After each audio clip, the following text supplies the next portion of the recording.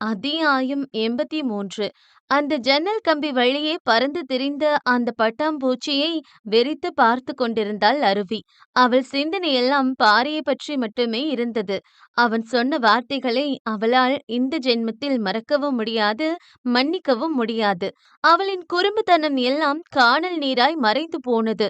அவன் என்ன பண்ண போகிறானோ என பயத்தில் எச்சில் விழுங்கிக் கொண்டான் டேவிட். தாடியை தடவியபடி புருவத்தை உயர்த்தி பார்த்தான் பாரி. அவன் பார்வை அவனுக்கு பயத்தை கொடுத்தது. ஏ, நான் சொன்னதெல்லாம் நீங்க நம்பிட்டீங்களா? நான் சும்மா பிராங்க் பண்ணேன் என்று பல்லை காட்டினான். பாரி எதுவும் பதில் சொல்லாமல் டேவிட்டை நெருங்கி நடக்க, அவனோ பின்னால் நடந்து சென்று சுவற்றில் முட்டி நின்றான். இப்ப எதுக்கு இவன் ஹீரோயின் கூட பண்ண வேண்டிய ரொமான்ஸ் சீனை என் கூட பண்ணிட்டு இருக்கான்? எச்சில் விழுங்கி கொண்டவனுக்கு பாரி அவனை முத்தமிடுவது போல கனவெல்லாம் வந்தது. பாரியும் அப்படித்தான் க்ளோஸாக நெருங்கி நின்றான். ஏ, என்ன பாஸ், இப்ப எதுக்கு லிப் டு லிப் கிஸ் அடிக்கிற மாதிரி இவ்ளோ பக்கத்துல வந்து நிக்கிறீங்க? பாரி ஒரு பக்கமாய் கழுத்தை சாய்த்து தாடியை தடவியபடி ஒரு லுக்கு விட்டான். இப்ப எதுக்கு இவன் மேடி மாதிரி ரொமான்டிக் லுக் வரான்? ஒருவேளை அவ்வளவு உஷார் பண்ண முடியலன்னு ட்ராக்க மாத்திட்டானோ? ஐயையோ! அருவியுங்க கர்ஜனையாக கேட்டான். அட முட்டைக்கோஸ் மண்டையா, இத கேட்கவா அப்படி ரொமான்டிக் போஸ்ல வந்து நிக்கிற? அத இங்கிருந்து கேட்டாலே சொல்லிருப்பனே. மனதோறும் எண்ணிக்கொண்டான். எங்க? இந்நேரம் இன்னும் குரலை உயர்த்தினான். டேவிட்டின் கரம் தானாக அருவி இருந்த திசையை நோக்கி காட்டியது. பாரி அருவியை தேடி சென்றான். டேய், எதுக்குடா அருவி இருக்கிறது சொன்ன? கெவினும் விக்கியும் அவனை அடிப்பது போல் வந்தார்கள். டேய், நீங்க அடிச்சா கூட நான் வாங்கிக்கிறேன். ஆனா அவன் நின்ன போச பார்த்து பயந்துட்டேன்டா. இப்ப அவன் அடிச்சா செத்துருவியா என்ன? டேய், அவன் கையால அடிச்சா கூட பரவாயில்ல. ஆனா வேற மாதிரி அடிச்சா என்னடா பண்றது? வேற மாதிரினா? இருவரும் புரியாமல் பார்த்தார்கள். ஐயோ, அந்த கருமத்தை எப்படிடா சொல்லுவேன்? அவனை நம்ம அருவிக்கிட்ட நெருங்க விடக்கூடாது. நான் அவனை பாத்துக்கிறேன் என்று விலகி சென்ற பாரியின் கருத்தை பிடித்து கொண்டார்கள் டேவிட்டும் கெவினும். இது அருவியே ஹேண்டில் பண்ணட்டும், அவன் என்ன பண்றான்னு பாப்போம். அவன் ஏதாவது எல்லை மீறினா அப்ப நம்ம உள்ள போகலாம் என்று மூவரும் வெளியே நின்று கொள்ள, பாரி மெல்ல அந்த அறைக்குள் சென்றான். அங்கு வாடிய முகத்துடன் ஜன்னலை வெறித்து பார்த்து கொண்டிருந்த மனையாட்டியைக் கண்டு அவன் உள்ளம் வலித்தது. "ஆ, அரு" என்று அழைக்க வந்தவனுக்கு அவள் பெயரை சொல்லக்கூட தைரியம் வரவில்லை. பற்களை கடித்து கைகளை மடக்கிக் கொண்டவன் தன்னை சரி செய்து கொண்டு மெல்ல அழைத்தான். அருவி! அந்த குரல் வைத்தே அவன் யாரென்று அறிந்து கொண்டவள் அவன் பக்கம் திரும்பாமல் அந்த ஜன்னல் கம்பியை இறுக்கி பிடித்தாள். என் முகத்தை கூட நீ பார்க்க விரும்பலன்னு எனக்கு தெரியும். உன்னை நான் ரொம்ப காயப்படுத்தியிருக்கேன். நான் எத்தனை முறை மன்னிப்பு கேட்டாலும் அதுக்கு ஈடாகாது.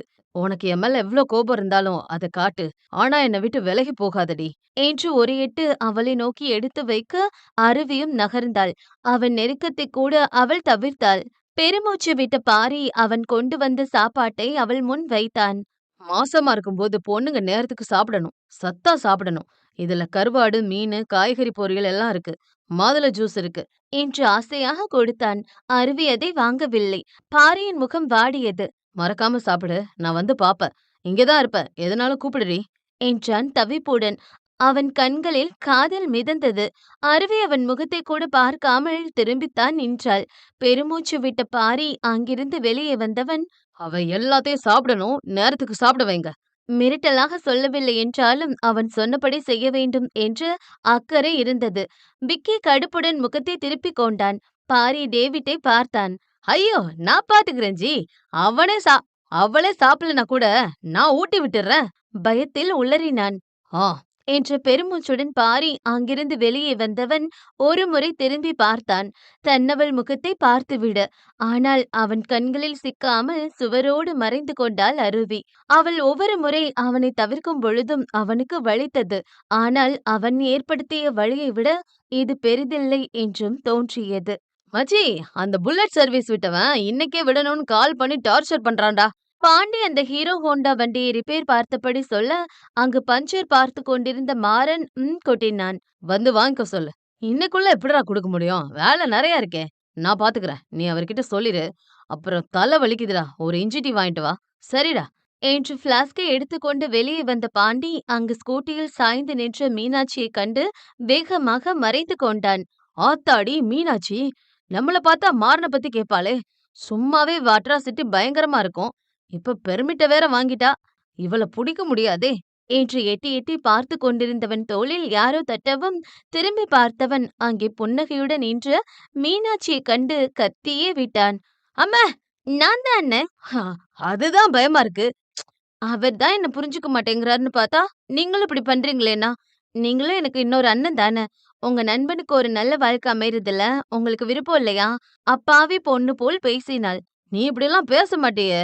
நம்ப முடியலையே! இதுக்கு முன்ன வேற. இப்ப கல்யாணம் ஆயிடுச்சு. குடும்ப ஸ்திரி ஆயிட்டேன். பொறுப்பு வந்துருச்சுன்னா, ஓஹோ! சரி அத விடுங்க. உங்களுக்கும் அவருக்கும் சமைச்சு எடுத்துட்டு வந்திருக்கேன். நான் கொண்டு வந்தேன்னு தெரிஞ்சா அவரு சாப்பிட மாட்டாரு. அதனால நீங்க அத கொண்டு வந்தீங்கன்னு சொல்லி அவர சாப்பிட வச்சுருங்க.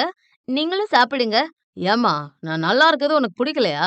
அவன்கிட்ட மட்டும் இத கொண்டு போனேன்னு வை, அவன் என்ன உண்டு இல்லன்னு ஆக்கிருவான். என்னால முடியாது என்றான் தயக்கமாக.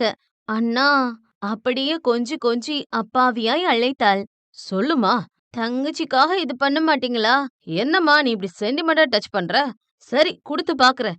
இருந்தா பூமிக்கு, இல்லனா சாமிக்கு என்று தயங்கியபடி அவன் சாப்பாட்டை உள்ளே எடுத்து சென்றான். மாறன் சாப்பிட்டானா இல்லையா என்று ஆசையுடன் எட்டி பார்த்த மீனாட்சி முகம் நொடியில் வாடியது. அத்தியாயம் 84. ஆனா ஊனா நம்மளே வச்சு பண்றானுங்களே, கண்டுபிடிச்சா அவன் தோலை உரிச்சிருவான். வாசம் வேற கமகமன்னு வருதே என்று பெருமூச்சுடன் அந்த கேரியரை எடுத்து மறைத்து மறைத்து சென்றவன் அது மாறன் கண்ணில் படக்கூடாது என்பதில் கவனமாக இருந்தான். ஆனால் மாறன் கண்களிலிருந்து எதுவும் தவறுவதில்லை. ஏய் பாண்டி, நில்லு! பாண்டியின் கால்கள் சடன் பிரேக் போட்டு நின்றது.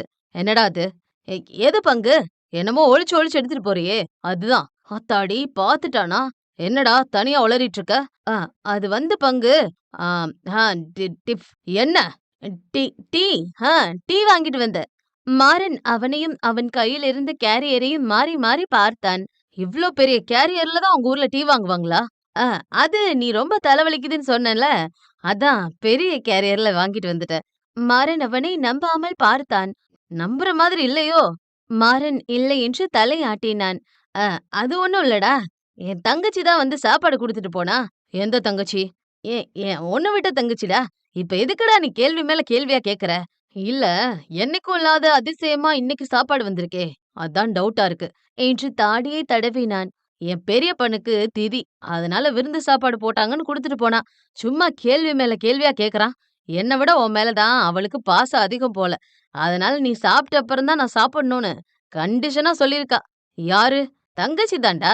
நீ மெக்கானிக்கா இல்ல லாயரா? சும்மா சும்மா கேள்வியா கேக்குற? வந்து சாப்பிடு. எனக்கு வேணாம். ஐயோ! அப்படியெல்லாம் சொல்லக்கூடாது. இல்லன்னா கோச்சுப்பா. யாரு? தங்கச்சி தான். அடம் பிடிக்காத பங்கு. வாடா என்றவன் மறுக்க மறுக்க அழைத்துச் சென்று சாப்பாட்டை பரிமாறியவன் அவனுக்கும் பரிமாறிக் கொண்டான். அடடா! வாசமே அள்ளுதே! குடுத்து வச்சவன்டா நீ! என்றான் ஒரு வேகத்தில். மாறன் அவனை சந்தேக கண்ணுடன் பார்த்தான். ஆத்தாடி! மறுபடியும் உளறிட்டமோ? அ அது வந்து பங்கு, இவ்ளோ டேஸ்டான சாப்பாடு சாப்பிட உனக்கு குடுத்து வச்சிருக்குல, அத சொன்னேன். என்று சமாளித்தான். மாறன் வழக்கம் போல ப்ரே பண்ணிவிட்டு ஒரு வாய் தான் எடுத்து வைத்தான். அடுத்த நொடியே அவன் முகம் மாறியது. இந்த கைப்பக்குவத்தை எத்தனை முறை சாப்பிட்டிருப்பான்? அதுவும் எத்தனை பெரிய 5 ஸ்டார் ஹோட்டல் முன்பு போய் இந்த கைப்பக்குவத்தை கலந்து வைத்தாலும் அவன் மனம் இதை சுலபமாக கண்டுகொள்ளும். இது அவள் சமைத்தது என்று. ஒரு வாய் உண்டவன் அப்படியே ஸ்லோ மோஷனில் நண்பனை நிமிர்ந்து பார்த்தான். இத்தனை வருடத்திற்கு பிறகு ருசியான உணவு கிடைத்த சந்தோஷத்தில் பாண்டியோ வெளுத்து வாங்கிக் கொண்டிருந்தான். ஆஹா! என்ன ஒரு அருமையான சாப்பாடு! அருமடா அரும! இப்படி ஒரு கை பக்கத்துல சாப்பிட்டுட்டு செத்துப்போன்னு சொன்னாலும் செத்து போலாம் போலயே! என்று ரசித்து ருசித்து சாப்பிட்டுக் கொண்டிருந்த பாண்டி நண்பனிடமிருந்து எந்த ஒரு பதிலும் வராமல் போகவே ஸ்லோ மோஷனில் அவனை நிமிர்ந்து பார்க்க அவன் கேட்ட கேள்வியில் அவன் வாய் கரண்ட் போன என்ஜின் போல ஆஃப் ஆனது. இது யார் குடுத்தது? அ அது அது நான் தான் சொன்னேனே தங்கச்சி. என்று அடுத்த நொடி அந்த டிஃபன் கேரியர் பறந்து வந்து வாசலில் நின்ற மீனாட்சியின் காலில் விழுந்தது. தன்னவன் சாப்பிடும் அழகை விலகி நின்றாவது பார்க்கலாம் என்று ஆசை கொண்டவளுக்கு இது என்னவோ போல் ஆனது. என்கிட்டே பொய் சொல்றியா? எனக்கு அவ கைப்பக்குவம் தெரியாதா?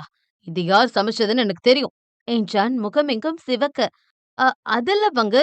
நிறுத்து. அவ சமைச்ச ஒரு பருக்க கூட இங்க இருக்கக்கூடாது. எல்லாத்தையும் வெளிய எடுத்துட்டு போ. என்றவளை ஒரு மார்க்கமாக பார்த்தான். புரியுது பங்கு. என் வயித்துக்குள்ள போனதையும் வாந்தி எடுத்துட்டு தான் உள்ள வரணும். அப்படிதானே? அப்படியே பண்றேன். என்று மீதமிருந்த உணவை எடுத்துக்கொண்டு வெளியே வந்தவன் அங்கு கலங்கிய கண்களுடன் நின்ற மீனாட்சியைக் கண்டு அவனுக்கு என்னவோ போல் ஆகிவிட்டது. "ஆ அது ஒண்ணும் இல்லம்மா. சாப்பாட்டுல முடி இருந்துச்சுன்னு வேண்டான்னு சொல்லிட்டான். நீ கவலைப்படாத. சாப்பாட்டுல முடி இருந்தா சொந்த விட்டு போகாதுன்னு சொல்லுவாங்க." விரக்தியாக சிரித்தவள் அந்த கேரியரை எடுத்து அடுக்கினாள். "சொந்த விட்டு போயிறக்கூடாதுன்னு தான் நானும் போராடிட்டு இருக்கேன்" என்றாள் கடைவழியோரம் வழிந்த கண்ணீர் துளியை துடைத்தபடி. "கவலைப்படாதம்மா. எல்லாமே நல்லதுக்கு தான். கண்டிப்பா அவன் மாறிடுவான். நானும் அப்படித்தான் நடக்கும்னு நான் நம்பிட்டு இருக்கேன். நீங்க போங்கண்ணா, நான் எடுத்துட்டு போறேன்." பாண்டிக்கு அவளை பார்க்க கஷ்டமாக இருந்தாலும் மாறன் பட்ட வேதனையும் உடனிருந்து பார்த்தவனாச்சே அவன். தான் கொடுத்த உணவை தான் உண்ணவில்லை. அவன் கடைக்கண் பார்வையாவது தன் பக்கம் வந்து விடாதா என்று ஏக்கமாக பார்த்தாள். ஆனால் அவன் இரக்கம் என்பதை இறக்கி வைத்து பல மாதங்கள் ஆகிவிட்டது. மாறனுக்கும் தெரியும் மீனாட்சி அங்குதான் நிற்கிறாள் என்று. இருந்தும் ஒரு பார்வை கூட திரும்பி பார்க்கவில்லை. இது அவள் எதிர்பார்த்ததுதான் என்பதனால் கசந்த புன்னகையுடன் விலகி சென்றவளின் கண்கள் இரண்டும் கலங்கி போக கால் போன போக்கில் நடந்து சென்றாள். ஒரு நிமிடம் கடந்து மாறனின் விழிகள் மெல்ல திரும்பியது தன்னவள் சென்ற பாதையை நோக்கி. அவள் தூரம் கடந்து சென்று விட்டாள். இருவரின் உறவும் அப்படித்தான் தூரம் சென்று விட்டது.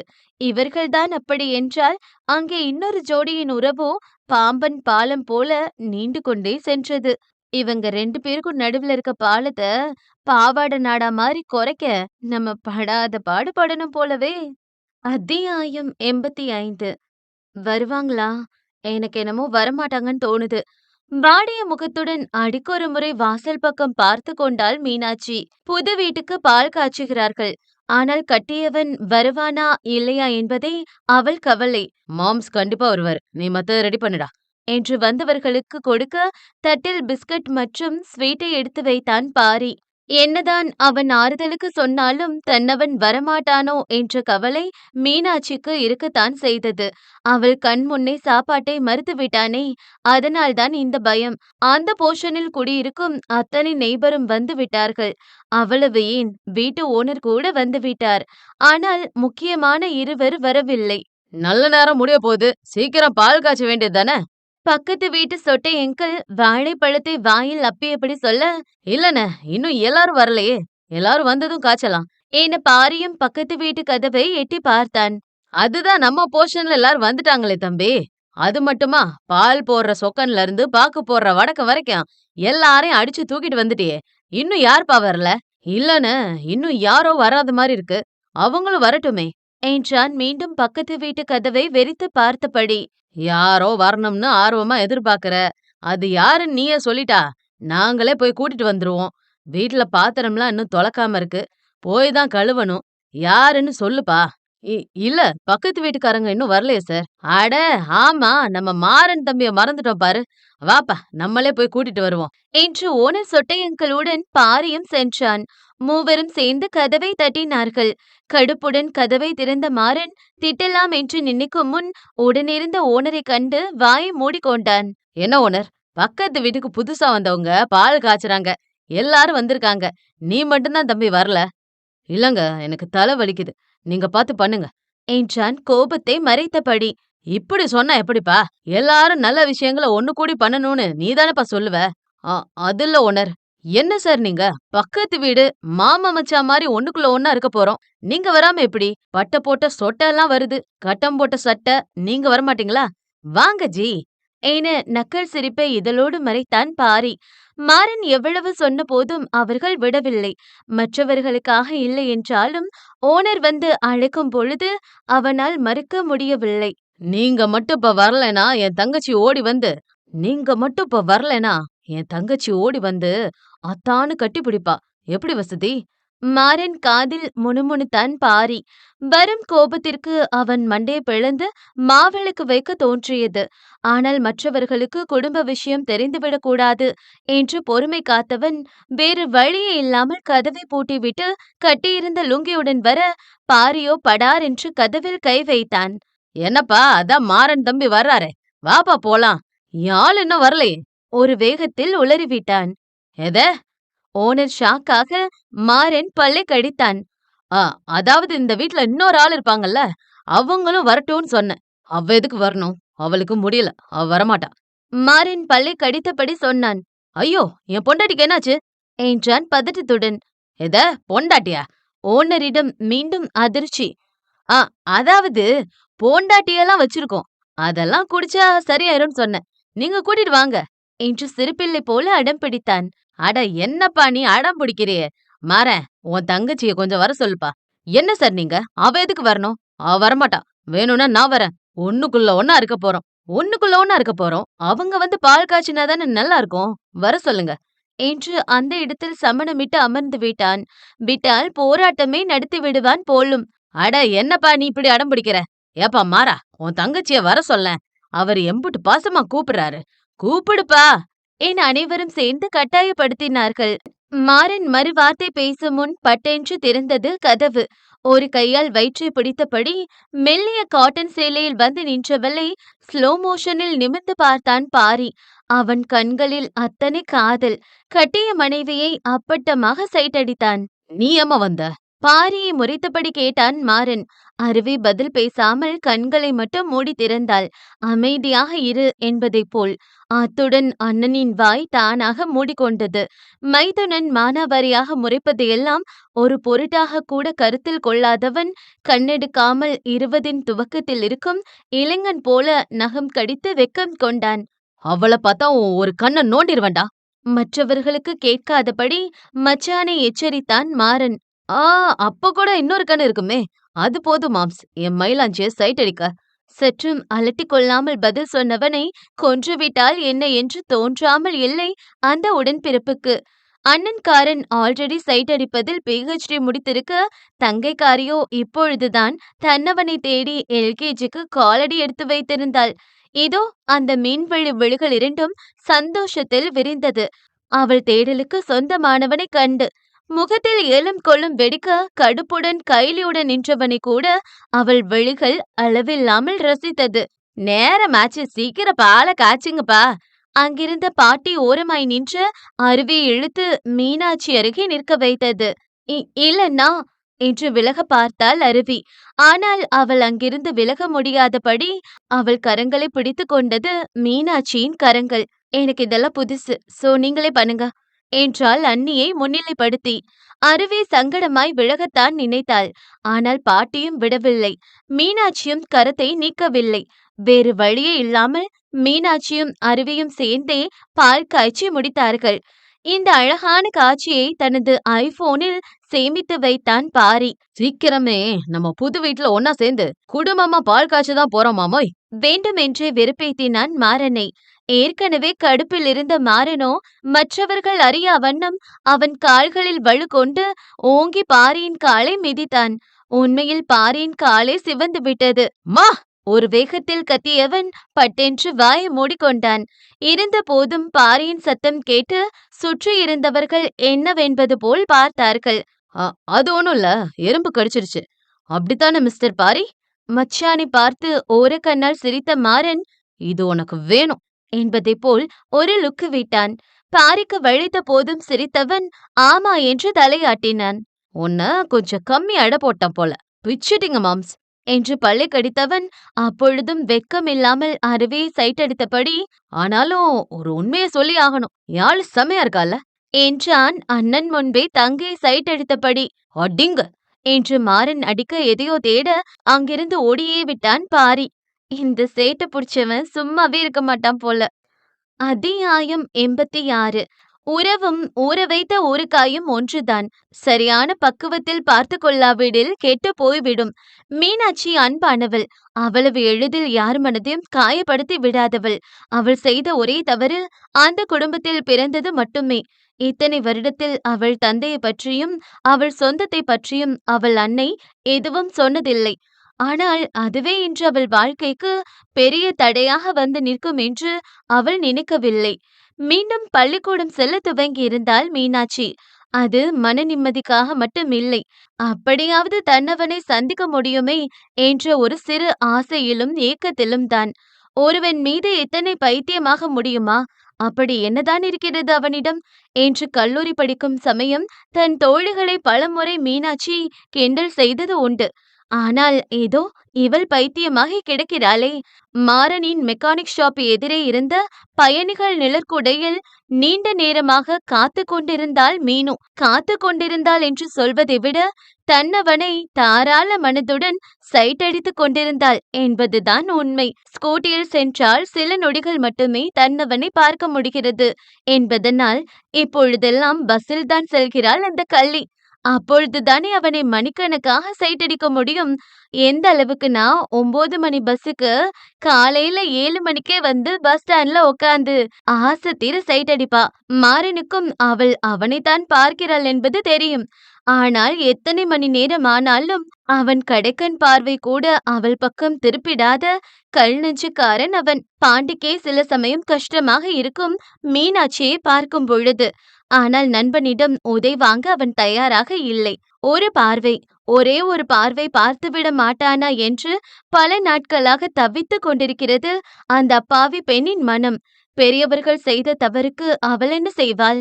பேசாமல் அவன் சட்டையை பிடித்து, ஏண்டா என்ன வதைக்கிற, ஏண்டா என்ன விலக்கி வைக்கிற என்று கேட்க மனம் துடித்தாலும் அவன் குற்றம் சாட்டும் பார்வை அவளை கொல்லாமல் கொள்கிறது.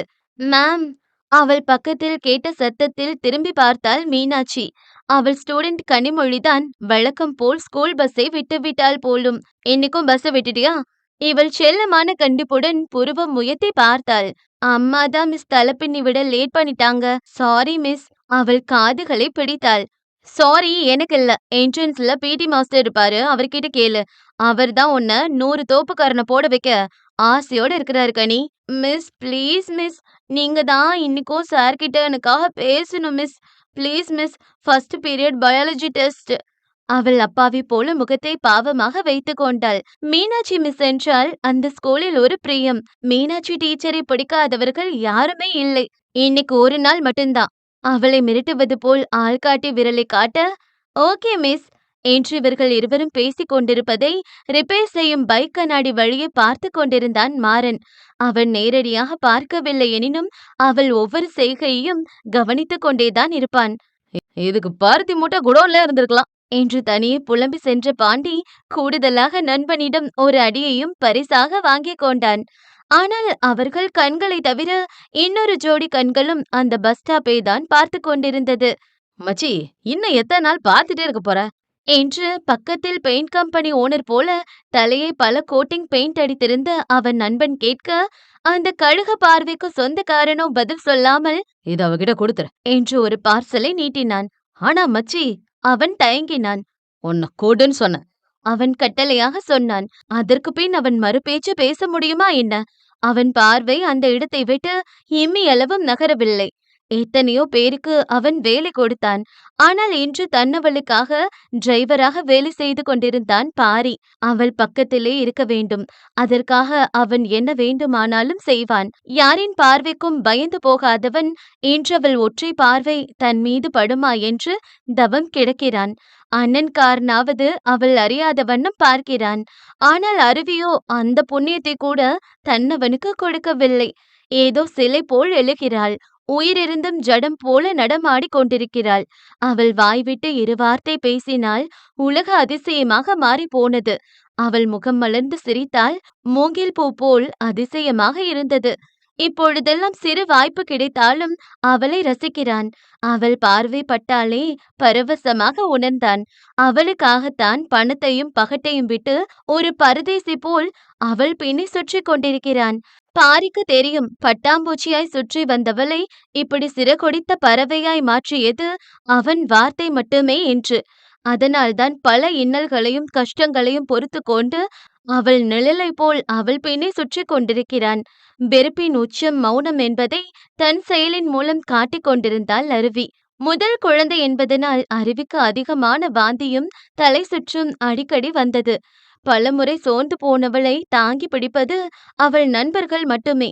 நீ ரெஸ்ட் எடு, உன் ஷிஃப்ட நாங்க பாத்துக்கிறோம் என்று எவ்வளவு சொன்னாலும் அந்த வீம்பு பிடிப்பவள் கேட்பதே இல்லை. ஏண்டி அடம் பிடிக்கிற என்று மாசமாய் இருப்பவளிடம் அவர்களால் கோபம் கொள்ளவும் முடியவில்லை. அப்படி கோபம் கொண்டால் அந்த கிராமத்து காளையிடம் யார் அடி வாங்குவது? அருவி வாந்தி எடுத்தாலும் கூச்சம் கொள்ளாமல் அதை கையில் தாங்கும் தன்னவனை அவள் மெச்சும் பார்வை பார்ப்பதில்லை. ஒரு வெறுப்பான பார்வை மட்டுமே அவனுக்கு பரிசாக கிடைக்கும். அவள் வெறுப்பாக பார்த்தாலும் சரி, கடுப்பாய் பார்த்தாலும் சரி, அவன் பார்த்தாலே போதும் என்பதே பாரியின் எதிர்பார்ப்பு. நேரம் நேரத்திற்கு அவளுக்கு சத்தான உணவும் பழசாரும் வந்து சேரும். எல்லாம் அடியேன் கவனிப்புதான். ஆனால் அடுத்த நிமிடமே அது அடுத்தவருக்கு காணிக்கையாக அளிக்கப்படும். இல்லை, ஐந்தறிவு ஜீவனுக்கு உணவாகுமே தவிர ஒரு நாளும் அவள் உண்டதே இல்லை. ஆனால் அதற்கெல்லாம் கலங்குபவனா அந்த கள்வன்? அவள் எவ்வளவு வெறுத்தாலும், அவன் எவ்வளவு விலகி சென்றாலும், நான் என் காதலை கொடுத்து கொண்டே இருப்பேன் என்று அவன் அவளுக்காக செய்வதை ஒரு நாளும் விட்டுக் கொடுப்பதே இல்லை. வரலாறு பலமுறை தோற்றவனை பற்றி பேசுவதில்லை, பலமுறை தோற்றும் ஜெயித்தவனை பற்றியே பேசும். அப்படித்தான் அவள் எவ்வளவு வெறுத்தாலும் உள்ளுக்குள் மூழ்கி கிடக்கும் தன் மீதான காதலை மீட்டெடுக்காமல் விடமாட்டேன் என்று பாரியும் உறுதியாகவே இருந்தான்.